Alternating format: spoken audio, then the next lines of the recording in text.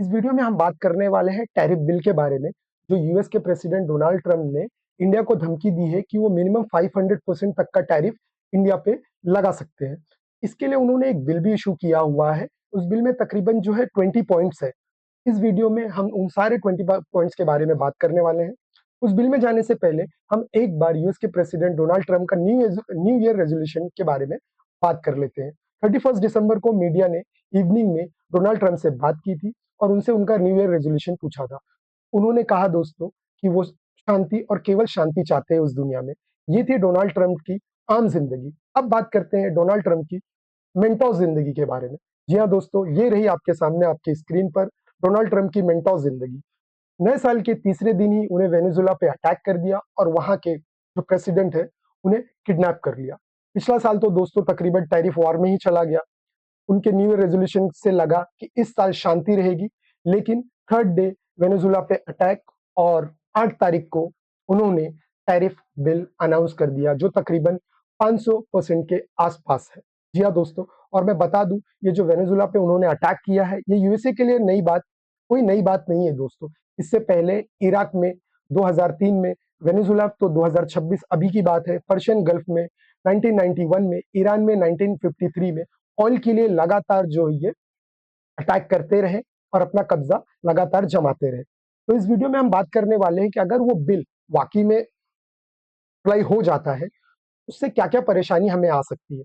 और इस बिल के दोस्तों इस न्यूज़ के इस बिल की खबर रिलीज़ होते ही आप देख रहे होंगे ग्लोबल मार्केट और इंडिया मार्केट लगातार पिछले हफ्ते 3-4 दिनों से लगातार गिरता हुआ चला गया।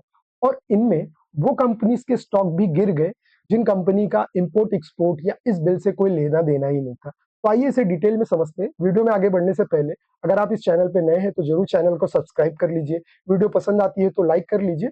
आइए अब इस बिल में आगे की तरफ बढ़ते हैं।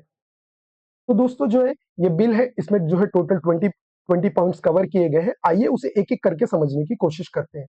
तो पहला 1, 2, 3 जो पॉइंट है उसमें तकरीबन जो बेसिक बातें डिस्कस की गई है। हाँ, लेकिन यहाँ पे अब शुरू होता है हमारा पॉइंट नंबर 4। पॉइंट नंबर 4 पे उन्होंने कवर किया है कि तकरीबन जो है वो 90 डेज तक इस धमकी को देने के बाद ऑब्जर्व करते हैं कि अगर कोई भी चेंजेस आते हैं तो ये जो है सैंक्शन लागू नहीं होंगे। 90 डेज का मतलब वो ग्रेस पीरियड है, रिलैक्सेशन पीरियड है, धमकी देने के बाद से वो देखते रहेंगे। पांचवें पॉइंट में दोस्तों दोस्तों इन्होंने कवर किया हुआ है न सिर्फ रशिया, अब इसमें कंट्री को कवर नहीं किया है, रशिया के लोगों को, जो हाई प्रोफाइल लोग हैं, जैसे कि प्राइम मिनिस्टर है, वहां के डिफेंस मिनिस्टर है, मिलिट्री चीफ है, उनकी एंट्री और एग्जिट अमेरिका में बैन कर दी जाएगी। उनके सारे एसेट्स जो है वो फ्रीज कर लिए जाएंगे। अब छठा पॉइंट क्या कहता है दोस्तों, उन्होंने सेंट्रल बैंक ऑफ रशिया पे भी सैंक्शन लगाने की बात की है। अगर कोई भी बैंक ऑफ रशिया से डील करती है तो उस पर भी यही टैरिफ लागू किया जा सकता है। ये बातें 6, 7, 8 पॉइंट में कवर की गई है। अब जो है दोस्तों 9 पॉइंट में कवर किया गया है कि जो भी रशिया की कंपनी यूएस के स्टॉक मार्केट में लिस्टेड है उसे डिलिस्ट कर दिया जाएगा। 10वां पॉइंट कहता है कि अमेरिका ऐसा कोई भी इन्वेस्टमेंट नहीं करेगा जिसका बेनिफिट डायरेक्ट या इनडायरेक्ट रशिया को हो। दोस्तों यहाँ पे जो 15वां पॉइंट है वो हमारे काम का है दोस्तों। तो यहाँ पे धमकी की बात ऐसी है कि जब तक इंडिया रशिया के साथ ऑयल इंपोर्ट करता रहेगा तब तक ये टेंशन बनी रहेगी। अगर उन्होंने बंद नहीं किया अगले 90 डेज में, 3 मंथ्स में, तो ये 500% का टैरिफ जो है वो लागू हो जाएगा। इसके बारे में अभी वीडियो में आगे बात करेंगे कि क्यों बंद किया नहीं जा रहा है। इससे पहले हम यहाँ पे कवर कर लेते हैं जो इस बिल का जो अगला पॉइंट है उसके बारे में हम बात कर लेते हैं। तो दोस्तों इस वीडियो में इस पॉइंट में जो अगले बारे में बात की है कि 500% का टैरिफ जो है लगा जा सकता है। अब 18 पॉइंट क्या कवर किया है दोस्तों कि यस, अगर डोनाल्ड ट्रंप चाहे तो 6 महीने तक का भी टाइम दे सकते हैं। पहले बताया कि 3 महीने तक ऑब्जर्वेशन में रहेगा।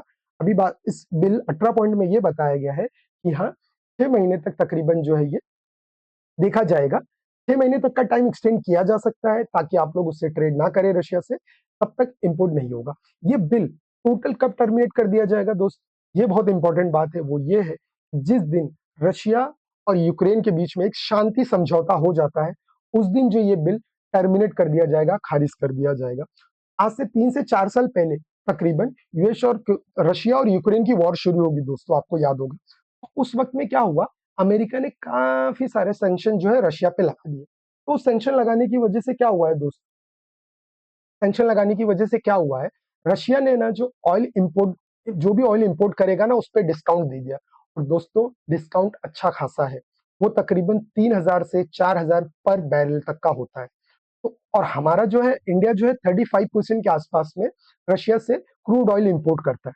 इसकी वजह से दो प्राइवेट कंपनी है, रिलायंस रिलायंस ऑयल और जो है नायरिका गैस, ये दो कंपनी है। बाकी तो हमारे पास भारत पेट्रोलियम है, इंडियन ऑयल कॉर्पोरेशन है, हिंदुस्तान पेट्रोलियम है। तो ये लगातार जो है इनका मतलब इनका रेवेन्यू नहीं बढ़ गया अचानक से, ऐसा नहीं होगा कि इनके बिजनेस में बढ़ोतरी हो गई, रेवेन्यू उतना ही है, लेकिन डिस्काउंट होने की वजह से इनका प्रॉफिट मार्जिन जो है वो लगातार बढ़ता हुआ चला जा रहा है। इसके बारे में भी हम एग्जाम्पल लेके वीडियो में आगे बात करने वाले हैं कि ये कैसे किया जा सकता है कि रेवेन्यू रहा है या नहीं बढ़ रहा है, या सिर्फ स्टॉक की प्राइस में ही जो मोमेंटम आ रही है। तो दोस्तों आपने देखा कि अगर ये प्रॉब्लम नहीं रुकती है तो इंडिया यूएसए और रशिया के बीच में टेंशन काफी बढ़ जाएंगी, हालात काफी खराब हो सकते हैं, और इस पर इंडिया पे 500% का मिनिमम टैरिफ लागू हो सकता है। अब आम लोगों के लिए बता दूं कि अगर ये 500% का टैरिफ लागू हो जाता है, इससे आपको और हमें क्या प्रॉब्लम आ सकती है। मान लीजिए दोस्तों कोई एक चीज है जिसको आप 1,000 रुपए में आज खरीद रहे हैं, अगर 500% का टैरिफ उस पर लागू हो जाता है तो वो चीजें तकरीबन 5,000 रुपए में मिलेंगी।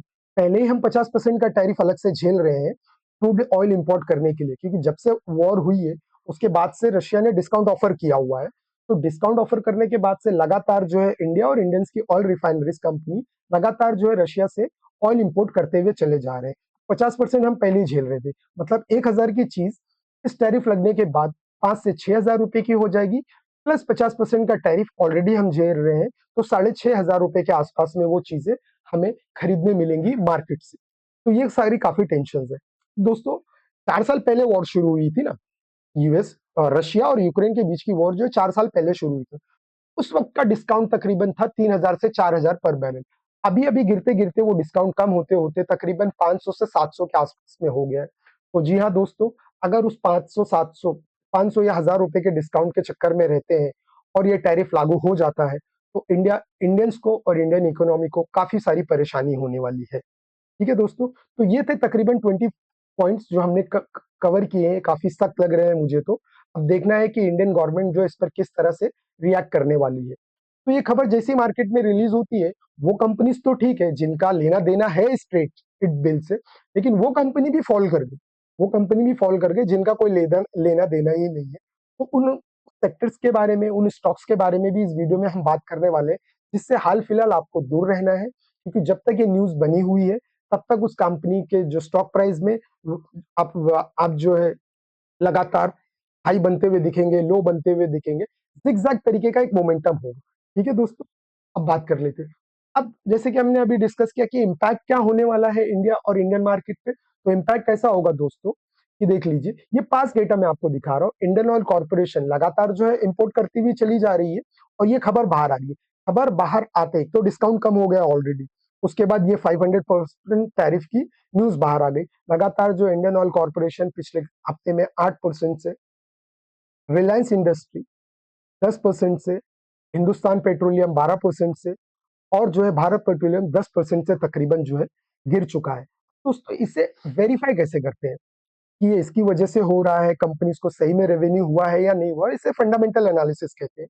एक एग्जांपल के थ्रू समझने की कोशिश करते हैं। यहाँ पे हमने एग्जांपल लिया है हिंदुस्तान पेट्रोलियम कॉर्पोरेशन का। तो यहाँ पे दोस्तों अगर आप देखते हैं ना, तो कंपनी का जो है रेवेन्यू आप देख लीजिए यहाँ पे दोस्तों, ये देख लीजिए, ये माइनस में चल रहा है। जैसे अभी हमने आपको बताया ना, सेल्स में बढ़ोतरी नहीं हो रही है, सेल्स में बढ़ोतरी नहीं हो, लेकिन उसका डिस्काउंट की वजह से प्रॉफिट मार्जिन देख लीजिए, और रिटर्न ऑन इक्विटी अगर आप दोस्त देखते हैं तो 14% के आसपास में। इन दोस्तों अब तो डिस्काउंट भी कम हो गया है और ये टैरिफ भी अनाउंस हो गया है। इसकी वजह से हाल फिलहाल आपको ऑयल कंपनी से, जो भी ट्रेड डील में इन्वॉल्व है कंपनीज, और भी कंपनीज है, सेक्टर्स है जिनके बारे में अभी हम आगे बात करेंगे, आपको दूर रहना चाहिए। ये मेरी कोई पर्सनल एडवाइस नहीं है, मैं सेबी रजिस्टर्ड नहीं हूँ, ये मेरा एक ओपिनियन है, ये मेरा एक्सपीरियंस रहा है मार्केट से 8 से 10 सालों का, उसको इस वीडियो के थ्रू मैं आपके साथ शेयर कर रहा हूँ। अब आगे बात कर रहे हैं कर लेते हैं। ईटी प्राइम की प्रेस रिलीज है जहां पे टेक्सटाइल कंपनीज को भी प्रॉब्लम होने वाली है। उसमें आप एक स्टॉक है देखेंगे, गोकुल दास एक्सपोर्ट्स। ये टेक्सटाइल इंडस्ट्री में दोस्तों इनका शेयर पिछले 1 सालों में तकरीबन 40% के आसपास से गिर चुका है। केपी मिल्स है, पर्ल ग्लोबल है। और दोस्तों फार्मा सेक्टर के बारे में बता दूं, सन फार्मा है, सिप्ला है। और मतलब फार्मा सेक्टर में इंडियन फार्मा सेक्टर की तो काफी ज्यादा डिपेंडेंसी है यूएस के ऊपर, यूएस के एक्सपोर्ट के ऊपर। अगर ये 5% का टैरिफ आता है तो पिछले वीडियो में हमने ऑलरेडी बात की है, एफआईएस जो इंडियन मार्केट छोड़ के जा रहे हैं, एफडीआई जा रहे हैं, एक्सपोर्ट्स नहीं बढ़ रहा है 50% के टैरिफ होने की वजह से।